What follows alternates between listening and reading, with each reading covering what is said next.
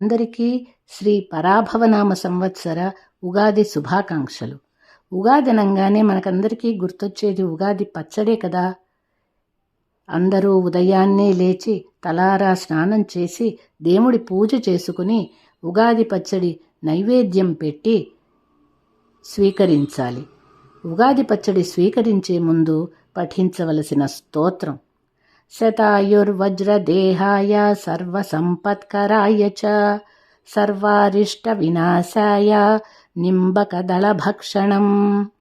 ఈ ఉగాది సమయంలో వాతావరణంలో వచ్చే మార్పులకు ఈ పచ్చడి ఒక దివ్య ఔషధంలా పనిచేస్తుంది. ఆయుర్వృద్ధికి, దేహాన్ని వజ్రంలా పటిష్టంగా ఉంచేందుకు, అన్ని అశుభాల్ని పారద్రోలేందుకు, సర్వ సంపదలు సమకూర్చేందుకు, ఈ సంవత్సరం అంతా సుఖంగా ఉండేందుకు ఈ శ్లోకం పఠించదగినది.